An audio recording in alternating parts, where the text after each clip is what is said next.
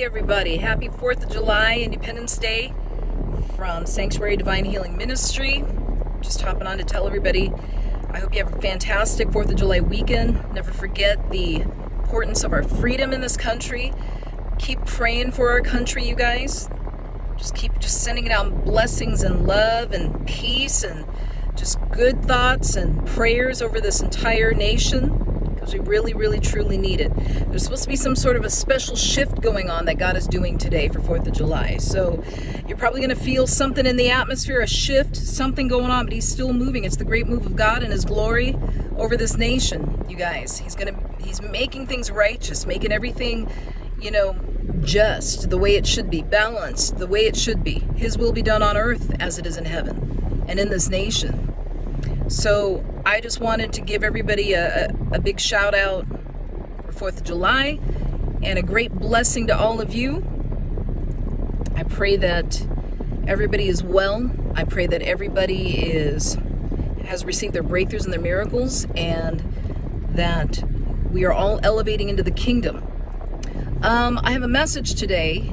I'm just going to throw this in there. I was actually just going to post it on God's Daily Message to you. The Lord, I went to service today. We had a really fantastic service. I'll post some videos about that. But the Lord spoke, and it was in terms of divine healing. Because as you guys know, my ministry's two main themes are, I help out the homeless and people on the streets, but also, divine healing is my big theme with my ministry. And every now and then the Lord will give me insight on divine healing. And one of those things he said to me, because what I've noticed in the past years and months that I've laid hands on people, I'll either see these miraculous miracles, these big miracles of people walking away from their sickness and disease altogether, leaving behind canes or walkers and things, or I'll see people return to their walkers and their canes and things, and I'll be kind of baffled at why, wait a minute, we set these people free, why are they still sick? Well, just today, the Lord showed me, he said to me, Angie, not everybody's ready to receive their healing. They're not willing to do what it takes to stay healed, is what he said to me. Because you got to remember what I've always said to everybody. Healing evangelists can set you free. The Lord heals you. He's always going to be your healer. You've got to be in a position to receive it, and you've got to be willing to do what it takes to stop the root of how that sickness came in. And that's what he means. All right, they're not willing to commit or be disciplined enough to shut that gateway of how they got sick in the first place. And you guys know, I've always mentioned, sickness and disease comes from the enemy. That means there is a gateway of sin somewhere, or unbelief or unforgiveness in the heart that you're not receiving your healing. All right, two reasons: unbelief and unforgiveness in the heart that keep you from receiving your healing. The answer is always yes to healing. All right. We don't need permission from God. Jesus already paid the price. But are you ready to receive your healing? There's a lot of you that have chronic sickness and disease that could be, healed. All things healed through Jesus Christ, no matter what it is, okay? Disability, doesn't matter how long you've had it, doesn't matter if you were born with it, it doesn't matter how bad it looks. That's the issue. That goes back to unbelief. If you think that your condition is too big to be healed, then it's going to be too big to be healed, because that's what you are believing, all right? But you have to remember that everything comes from a root from somewhere. How did you end up this way? Was it spiritual attack?